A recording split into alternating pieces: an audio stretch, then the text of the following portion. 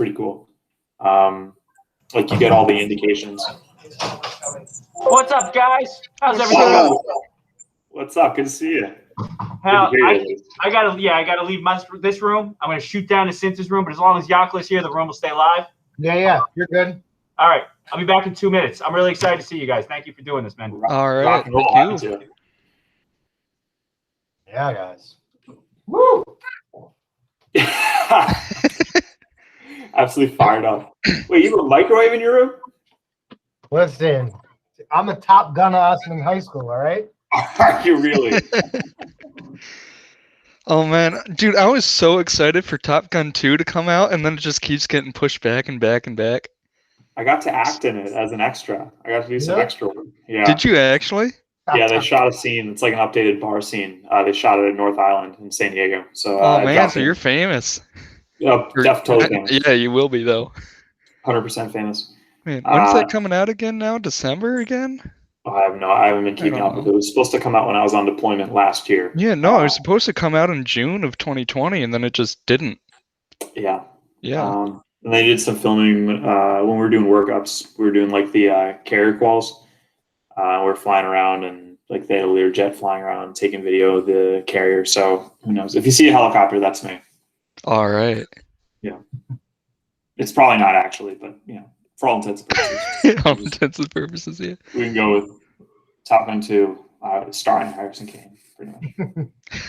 I don't know if you're gonna make the front, billing, but no, it's I usually have a helmet on. That's the way I do my job. Do you get credited? Is it like extra number 5 or no? No shot. So dude, it's funny. It's a longer story, but I just showed up, and they grabbed me for hair and makeup and everything, and then I was talking to my buddies, and they're like, "Can you bleed out all that paperwork we had to sign?"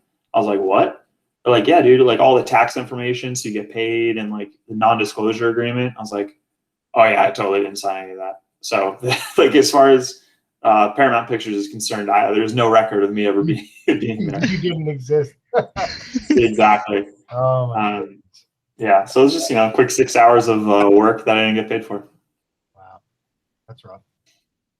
But you get to say you're in it. You'd be like, "That's me." Correct. If anyone vaguely looks like me, I'm taking credit for it. Gotcha. All right, let's see. Hi, Mr. Clayton. Hi, everybody. Welcome. Get settled. We have Harrison Kane and Ben Eidem with us today. Mr. Albrecht's going to be in a second to host. And just get settled. We'll start in a few minutes.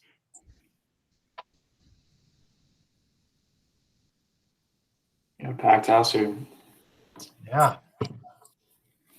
I'm going to mute myself. That's good Zoom etiquette. I forgot.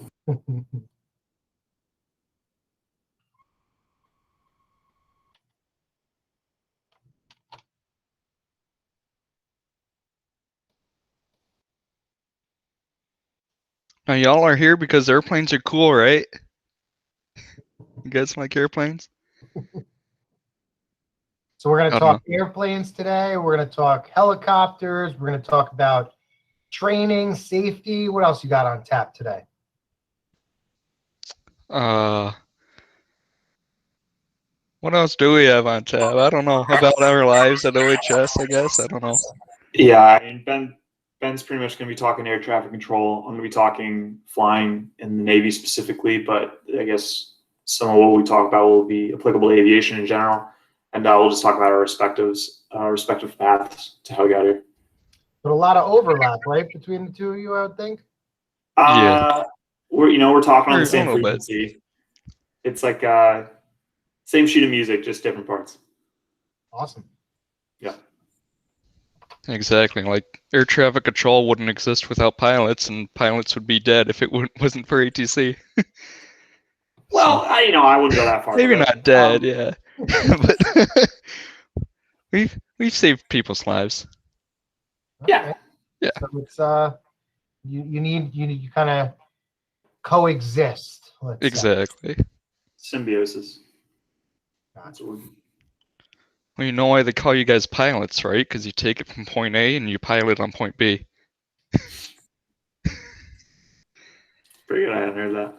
Oh, the Jaffis. Here he is. There's Mr. Jaffis. Jaffis wants to learn how he can become a pilot too. You know who the first person to the accident scene is? The pilot. That's true. Really dark joke, but Yeah. I mean, when you're dealing with safety in a high-stress job, you kind of have to have that sense of humor. yeah. Yeah. Damn, we got a packed house. Cool. Yeah, still Yeah, I'm coming excited. in here. We're going to give another welcome, everybody. We have Harrison Kane and Ben Eidem, OHS grads, and we're waiting for a few more classes I see coming in, and probably some students as well. Mr. Albrecht should be in a second to host, and once he's in and we're all settled, we'll get going probably in another minute or two. So sit tight, get yourself settled. Brace for impact here as we have a very interesting presentation coming from Harrison and Ben.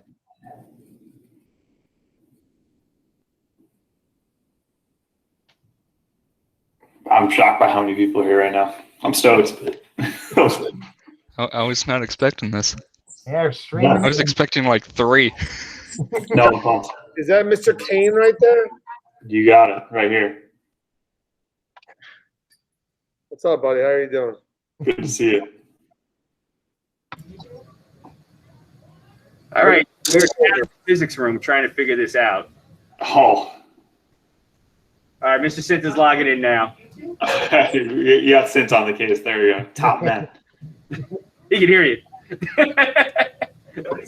He said you're the top man for the job. Top man. All right, so I haven't logged into the computer down here, so technology is killing us. We got a bunch of kids who are going to be jumping in also. You guys are in? Yeah. You guys found the link? We got 50 people on here. That is bananas. I've been talking to you guys. Actually, it's more than 50 because, for example, we have a whole class load of people watching you guys. Rock and roll. All right, so the pressure's on. No sweat. Right. You guys could probably get started whenever you want. I don't want to hold you guys up for the people who are here. So Mr. Yanko gives you the go-ahead. So Ben and Harrison, take it away. All right, Yanko's going to go. You can start us off. Hi, my name is Ben. I graduated Austin in 2014. Been at the University of North Dakota for 6 years. You can probably tell by my elongated O's. I've been in the Midwest, so I've got a little bit of an accent now. Got hired by the FAA, did some training in Oklahoma City, and then now I'm in Duluth, Minnesota, as it says on the slide.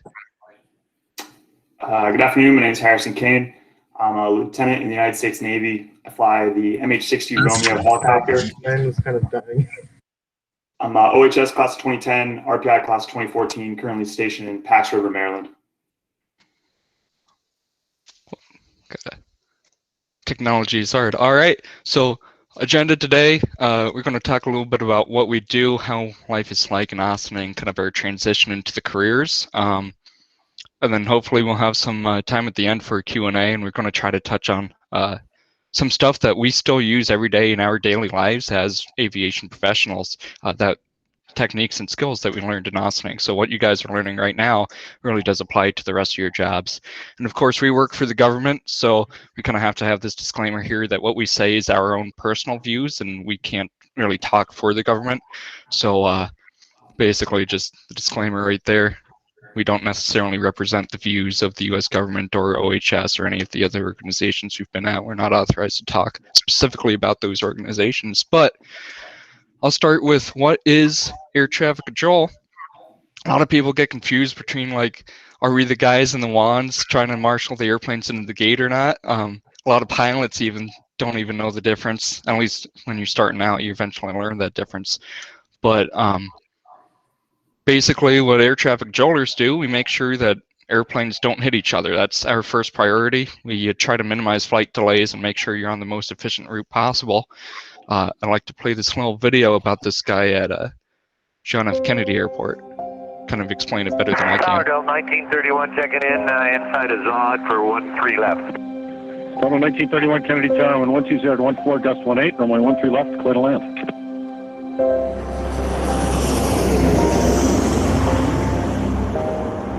What we do on a day-to-day basis is manage multiple 100,000-pound objects moving at high rates of speed in very complex and confined environments in order to try and save people seconds at a time.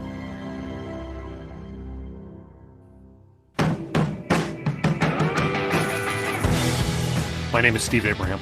I'm an air traffic controller at John F. Kennedy Airport in New York, and I've been a controller for 27 years. American 647, runway 31 left, wind 310, 9 left, flight. Everything we do revolves around two things, safety and efficiency. 117 heavy, next right, right, turn on the parallel. You know, I tend to tell people that I make 5,000 decisions a day. They all have to be right. Every decision you make has ramifications, and most of them are negative if you make a mistake. Most of the mistakes that we see, oddly enough, happen when it's not busy, when controllers aren't really engaged. One of the greatest characteristics of a controller is a great 60-second memory, and you take everything that's happened in that last 60 seconds and you forget it because there's a new 60 seconds coming, and it's all different. Every day's different. Delta 2557, wind 310, 1931 coming right up to Alpha, you're runway 31 left, line up on wind. If you cannot handle the stress, you will not make it in a long career as an air traffic controller because it's always there. Everybody wants to be first, so putting together 85 airplanes in a single file row, that can be challenging. Airplanes will not fly through thunderstorms because thunderstorms are, incredibly dangerous. There's a lot of energy in those clouds. As the weather moves, jet routes open and close. I equate it to a highway. If you're driving down the highway and there's a lane closed, well, all of a sudden everybody has to go into two lanes. It's no different in the sky. That's why they're delayed. Your decision-making has to be incredibly rapid and very concise.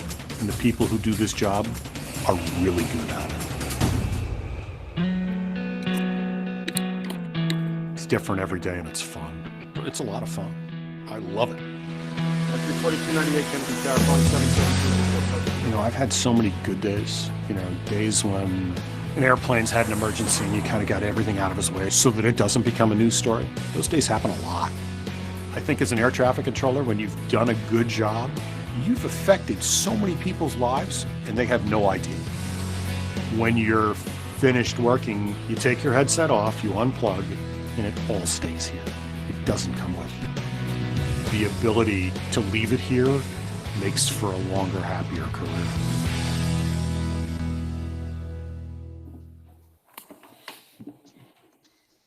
So, yeah, what he said, I really can't explain it any better than that. We make sure that airplanes don't hit each other or other terrain and kind of provide a bit more of a customer service role as well to the pilots. All right, so this is the meme that I threw in. Obviously, I wouldn't say it's a rivalry necessarily, but obviously we could fly without air traffic control, but if we want to do it safely, we need air traffic control. There's a lot of aircraft up in the sky, and realistically, they're the ones keeping us from flying into one another. So what does a Navy pilot do? Obviously, flying multi-million-dollar aircraft, that's probably the face of the job. In the bottom left corner, you have a F-35 Joint Strike Fighter. It's $100 million. On the top right is a helicopter that I fly, the 60 Romeo. It's kind of like a Black Hawk, but it's got a bunch of avionics on board to help protect the aircraft carrier. That's my job. It's about $45 million. Obviously, a lot of training going into that. But there's a lot more to my job than just flying. Also, lead sailors. There are 300 people in my last command. There's a lot that goes into operating these aircraft. There's dozens of man hours, hundreds of man hours that go into making sure they can fly safely, just due to the complex systems on board. As an officer, you're responsible for leading them, making sure they're taken care of so they can effectively do their job.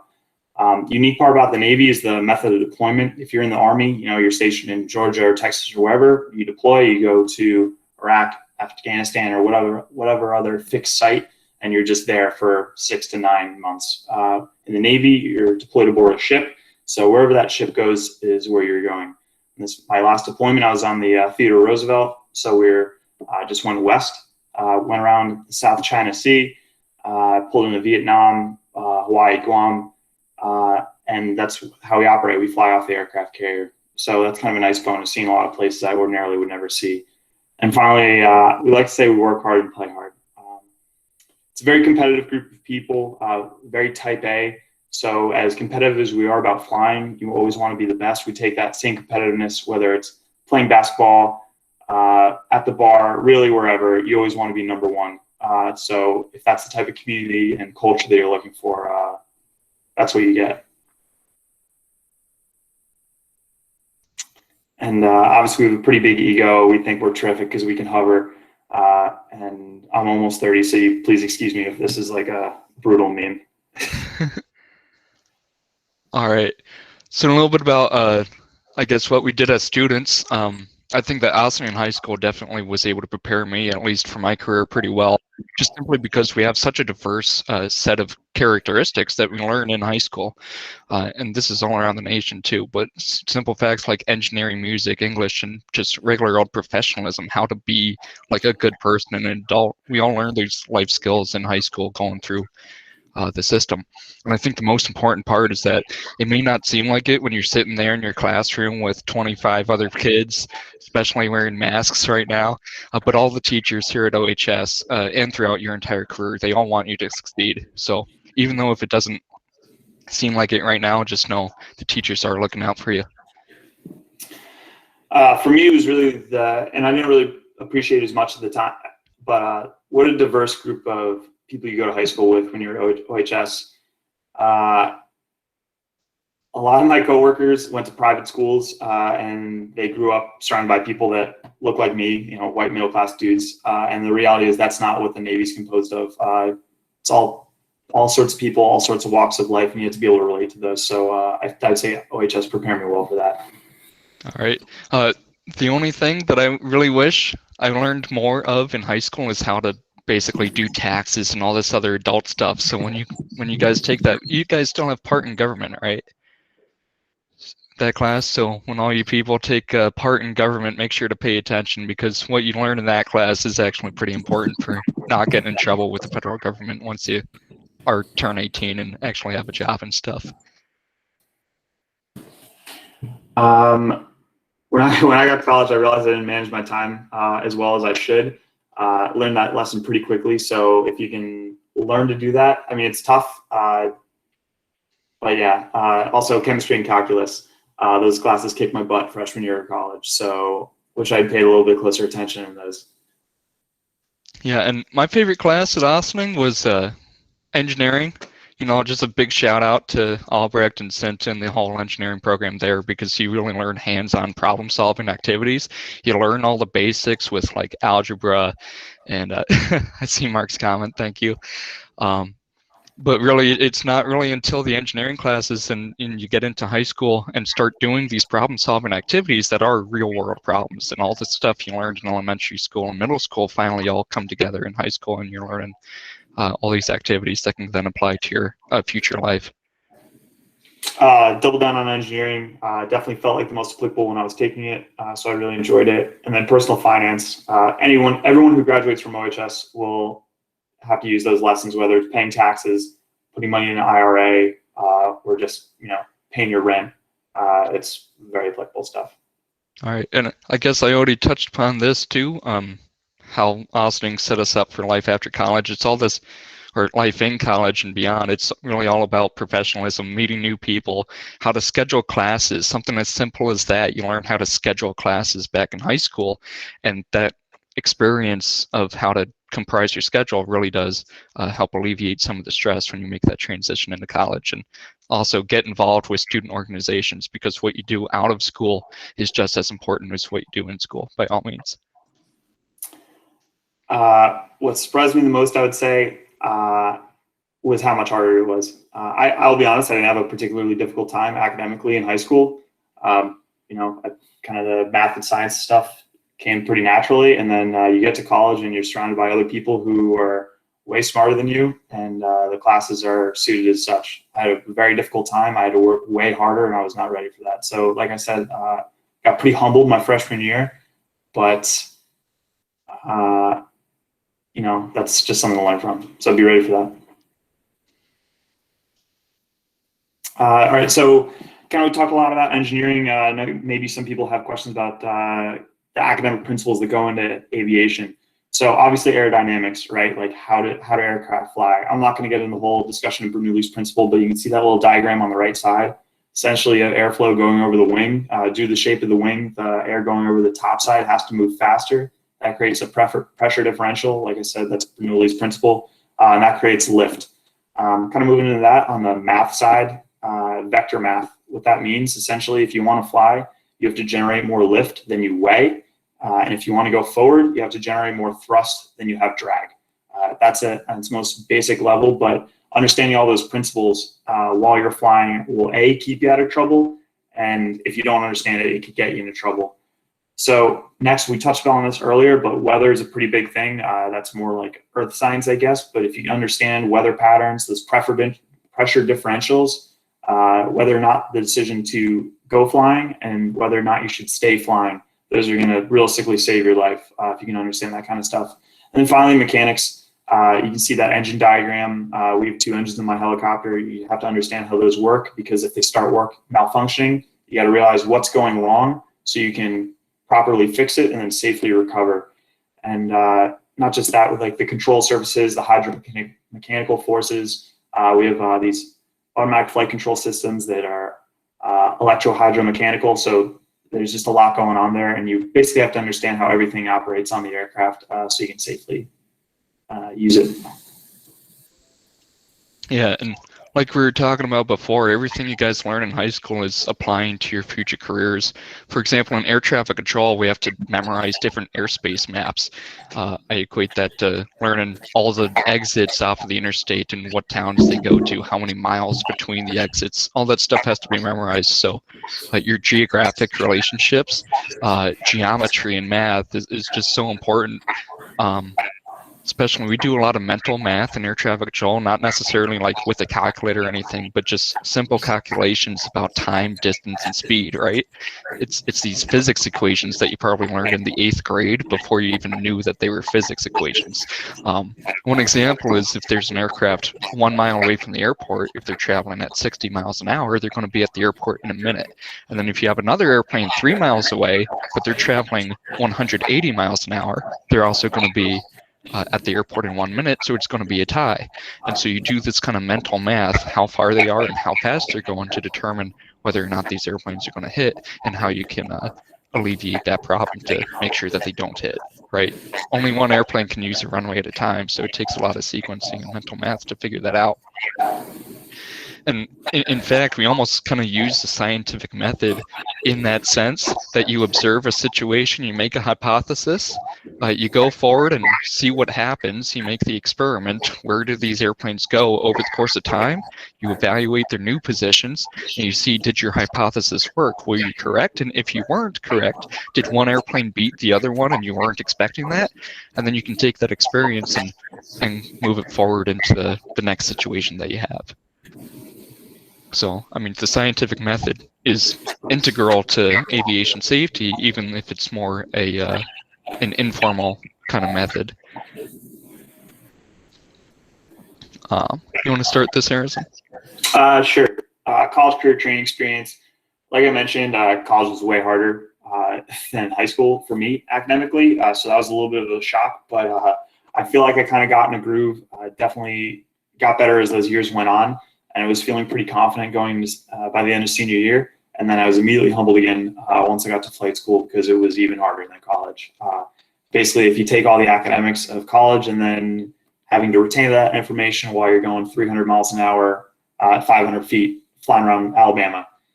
So it was very difficult. It was a lot of fun, but yeah, it was tough.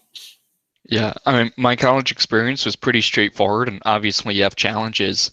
Like, for example, the English classes I had were pretty difficult, writing essays 10 pages long, if not more than that, and only having a very limited time frame to do it. It's definitely more work than in high school, but for me, at least, the work itself is pretty straightforward. You kind of know what's expected of you. But meanwhile, at the FAA Academy, once you get hired by the federal government and you're in the system now, and it's pretty intense and stressful training. You have your career is literally on the line. It's pass or fail, and if you make one mistake, it could be the difference between a 25-year career and just losing your job on the spot. So that's pretty stressful.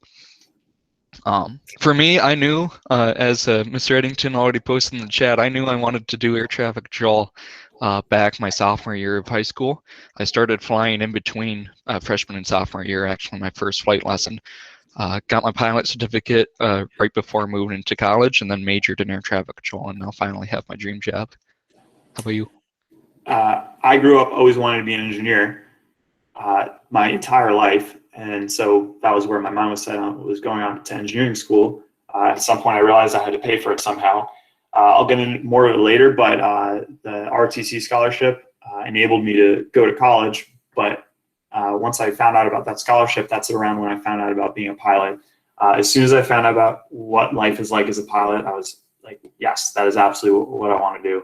Then I got to college, realized I definitely didn't want to be an engineer. So fortunately, I was kind of already set up for an alternate career. Yeah. I think I already talked about hardest part of life after OHS is just the academics of college and flight school. So you go for it. Yeah, and honestly, for me, the hardest part about life after OHS is moving.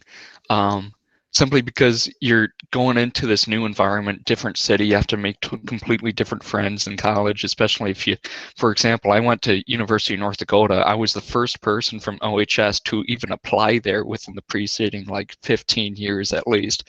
So I knew nobody.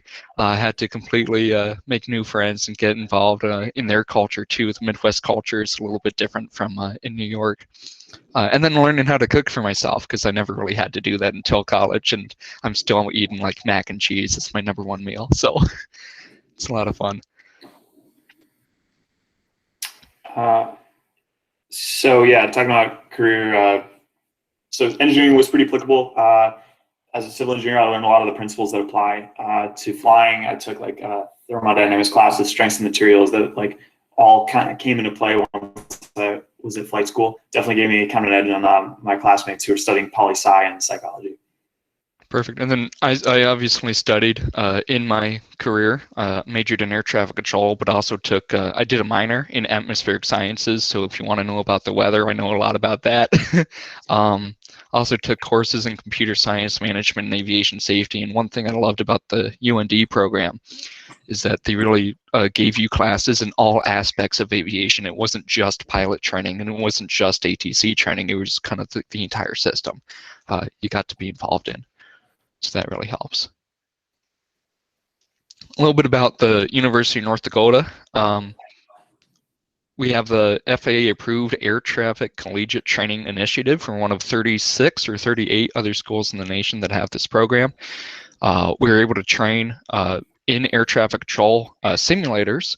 The picture on the top right is a $2 million radar simulator with 36 different positions where you're working the airspace about 40 miles away from the airport, trying to alleviate aircraft conflicts.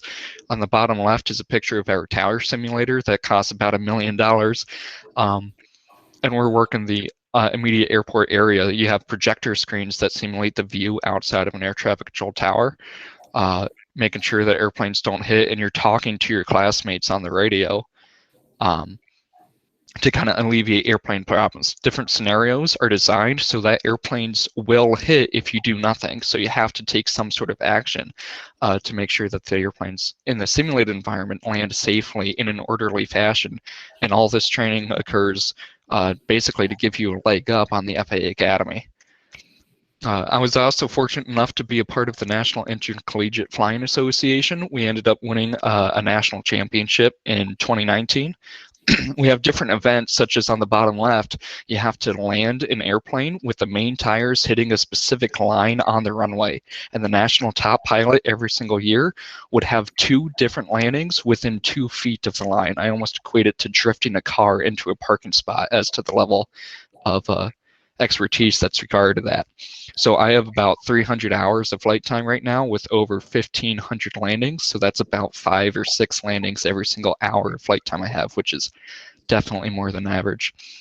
And we'll try to answer questions at the end of it. I just saw something pop up, but that was a lot of fun. A little bit about the FAA Academy, how you actually get hired with the agency. is to submit your resume and cover letter just like any other job. You can apply to any U.S. government job at usajobs.gov is the website if you want to start looking at different careers in the federal government. You submit your resume and cover letter. Once you get accepted and you meet the job qualifications, you take an aptitude test. That takes about 3 hours, and that tests your problem-solving skills, mental math, stuff like that, really your brain capability to actually do those calculations in your head. Once you pass the aptitude test, you start the security clearance process, which has a medical exam, drug test, and a psych eval before actually getting hired. That process takes about 6 months, and then after you're hired by the FAA, you still have a 1-year probationary period where they could fire you for anything you want. So if you have your phone out in a secured area, that could be your job termination right there. Cool. So how did I get here? I just want to start off by saying I'm not a recruiter. I'm not trying to sell anyone on joining the Navy. I just want to tell you about my life. I love my life. I love my job. And that's really why I'm here. I just wanted to kind of share what I've been through. So yeah, negative 14 straight wins, right? Maybe. Cool. So when I was in high school, I thought the only way you could join the military was enlisting or going to a service academy. Senior year, I found out, or summer of junior year, I found about the scholarship. So I did the Navy RTC scholarship. That was a full ride to college. Like I said, I went to RPI. That was full academics, full tuition, room and board. I got a book stipend and just a cash stipend. It was like $200 to $400 a month by the end of college. So on the flip side of that coin, you have to owe 5 years of service after you graduate, active duty in the Navy's case. You can do surface warfare, that's driving ships. You can be a Marine, you can drive submarines, you can be a Navy SEAL. Obviously, I chose to be a pilot.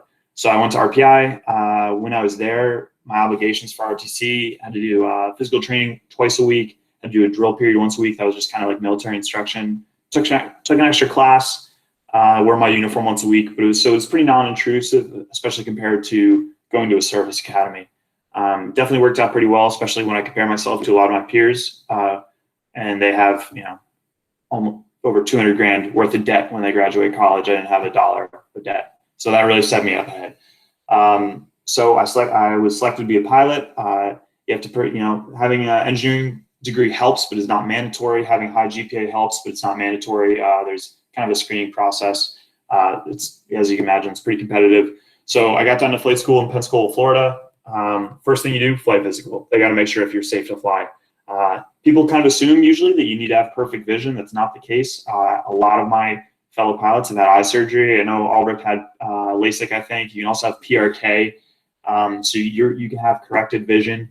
Your vision even can be as poor as 20/40, but correctable to 20/20. There are pilots out there who wear glasses when they fly. Fortunately, I have 20/20, no modification. But there's a whole host of other things they look for. I've seen people get kicked out for gastrointestinal issues, a heart murmur, their thigh bones are too long.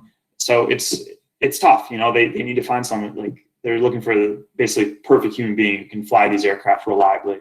So you start off, it's just ground school academics, learning about aerodynamics. How do these things fly?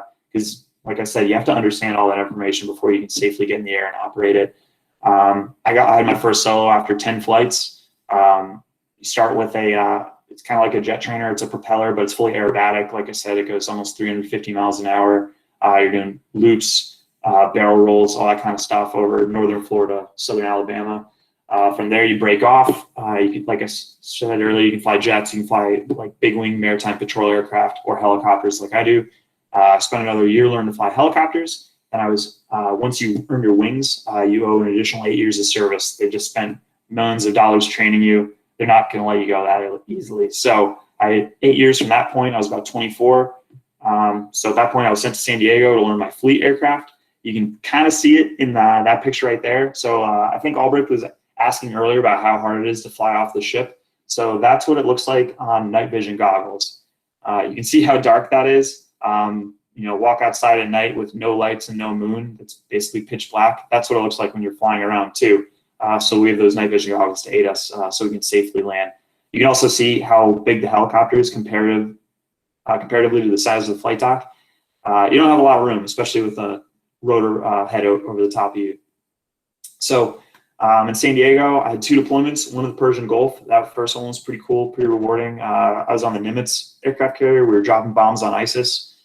So that's pretty rewarding. The second one was we were in East Asia, so operating around South China Sea, warding off China. We were in the news a lot. I don't know if you heard about us, but a lot of fun in between. I've been to Dubai, Vietnam, Guam, Hawaii, Sri Lanka, and around Alaska too. So like I said, work hard, play hard. Those deployments are long, they're tough, but we really have a good time. So I was just moved to, my time in San Diego is complete. I just moved to Pax River, Maryland. I'm in a air test squadron, kind of sort of like a test pilot, I guess. And I'm just learning about that right now. So like anything in life, you know, you kind of master something and then it's time to move on to the next thing. So that's where I'm at. Perfect. Was it difficult? It was really difficult. Yeah, so I put this meme in here. Basically, if you're starting out in aviation or college or anything else, whatever your career is, you're going to start out at the lowest of the totem pole, right? So you feel like you're the little excavator having to do this work to free the Suez Canal. So you're on your 3rd flight lesson, you feel the entire world is on your shoulders because you're trying to land this airplane and it's your first time doing it. But the good news is that you have all this training and experience to kind of help you out through the process. So it's stressful, you know, you got to get the Suez Canal unblocked, but you got to do it. And you're not alone in that process either. A little bit about aviation and COVID-19 is that back in March of 2020, we all know the lockdown hit. We all know that airlines were struggling. We had to fly 20% of flights, or I say we as if I'm the airlines, but the airlines collectively had to go down to 20% of the flights, but only had 5% of the passengers. So that means that on average, each airplane was only about 25% full. Meanwhile, you need at least 80% capacity to make a profit on any single flight. Due to the CARES Act, airlines were able to keep pilots and maintenance people, flight attendants, and all those guys. They were able to keep them on salary through September 2020. But once that Congress expired the funding, people had to be laid off. We have 3 times daily cleaning at ATC facilities, mandatory operation to make sure we're all staying safe, providing the service to the aviation public while still going. The American Rescue Plan Act of 2021 was recently passed. This provides $8 billion for airports, which includes airport concessions, having rent relief, so the McDonald's at LaGuardia Airport can get some money because they haven't been making a profit since March, but also for COVID cleanings and stuff like that. $15 billion from Congress continues payroll support for the airlines, so that's making sure that pilots can stay on the job. And providing this essential service to the traveling public, and that once flights pick up again, the pilots are ready to go. They're still training, they're still flying at a reduced rate, but they're not. They don't have to go through that when the demand peaks up again. So what do I do in my job? I talk to airplanes, and I get paid to look outside of the window. So I think it's the best job ever. So a lot more of my job than just flying. Usually it's 2 to 3 weeks on a good week. But like I mentioned earlier, there's a lot to running the squadron. You have to make sure that everyone else can safely operate. So that's the name of the game. Again, I think we talked about it before, is what high school departments really apply to our job right now. And it's really, air traffic control itself is not a STEM career, but you still need all those STEM concepts to do the job effectively. Ben, do you want to roll in questions? I feel like we're getting close on time. Sure. In summary, should I become a pilot? If you guys have this question, listen to the cat. It is the best job ever. Yeah, I'll second that. So looking at questions, not really a question, but Whitehead asked, or he said, must really be stressful. It is really stressful. It's incredibly stressful, especially when you're learning. But that's why it's, I imagine ATC is the same way, but when you're in a controlled environment, that's when hopefully all the stress is then, so you're prepared for stressful situations where you know how to react, essentially. Ben, would you agree with that? Yeah, air traffic control is typically seen as one of the more stressful jobs somebody could ever have, because the fact is you might be talking to 25 airplanes at a time. On each of those airplanes is 150 people, so you're really in charge of 5,000 people's lives at any given second of the day. So if something goes wrong, you make the news, and we try our best to stay out of the news. How long are your shifts usually? My shifts are 8 hours, just like any other job, but we aren't talking to airplanes, like actually plugged into the radio for any more than 2 hours without a break. All right. Our flights, at least my aircraft, just flies for 3 hours at a time, but you always just land, get gas, and take back off. The jets are capable of in-flight refueling, so while their typical sortie is like hour and a half, 2 hours, they can tank. They can do, like I said, in their refueling, so they can fly for way longer than that, really as long as they need to. They can fly some pretty long missions. Javis, did you have any idea you'd be in this position when you were a senior in high school? Yeah. As soon as I found out about being a pilot, I knew I wanted to do that, and I was going to make it happen. And for me too, I already talked about this. I knew I wanted this job my sophomore year of high school, and 9 years later, I finally have the job. So it's exciting. Yeah. Jeff's asked, is it way harder, or is it much harder landing on an aircraft carrier than an airport? For a helicopter, not that much harder because the carrier's pretty big, and it's nice we can hover, right? So we can just slide in and land. The carrier's pretty well lit. It's particularly hard landing on the cruiser and destroyer because that was the picture I showed earlier. It's basically like a postage stamp that's really pitching and rolling because it's way smaller, really more susceptible to wave action. And you got those night vision goggles, so it is really, really hard. I would say even harder for the jet guys. The jets landing on the aircraft carrier, as far as I'm concerned, they're the best pilots in the world. It's insanely difficult. Yeah. Jeff has asked, what's the most difficult landing I've ever done? I guess because I fly for fun. I don't fly for the career, but I do fly for fun. And landing in heavy crosswinds, like one time I had a 90-degree crosswind that was at 20 knots, gusting to 30, and that can really rock your airplane around, especially in a light 4-seater single-engine airplane like the ones I fly. So Ben, you start off at smaller airports and then kind of like apply to work at more vigorous ones. Like you said, you want to end up being at JFK, right? Yeah, so I eventually want to end up at John F. Kennedy Airport in New York, or one of the big airports. But you have to start out at a smaller facility, kind of make sure that you learn the basics with smaller airplanes that can kind of separate themselves for the most part before you get into the big airline flights where you're dealing with more people's lives. Cool. I'll re-gas if I'm doing test. Yeah, so there's different phases. There's experimental test. That's pretty much like all simulation at this point. Like, will it fly? Is it capable of flight? You don't really want human beings doing that. Then there's developmental test. That's like the initial flying, kind of making the charts. Those are like the really big brain guys that are figuring out the aerodynamics of everything. And then finally you have developmental test, or excuse me, operational test. That's what I'm doing. It's basically like taking the equipment, rockets, missiles, the new radar, and kind of figuring out like on behalf of the fleet, like how's it going to work, how much maintenance is involved in it, kind of just test it, like that final round of testing before it goes to the fleet and people are using it in actual war fighting, essentially. Thanks. A lot of report writing, but that's like the less glamorous side, I would say. Yeah, and there's a question if I see myself becoming a teacher or instructor. I did spend 2 years at the University of North Dakota teaching at the college after graduation, and after I'm eligible for retirement from air traffic at 49. I might stay until 56, which is the mandatory retirement age, and then become a flight instructor after that. You guys, this was amazing. It's 2:45. The kids are gonna bolt, but I want to applause. Like everybody, like the whole room is cheering. Thank you so much for coming in, taking the time to talk to us today. Really amazing. I got a million questions. I could sit and like pepper you guys with questions all day long.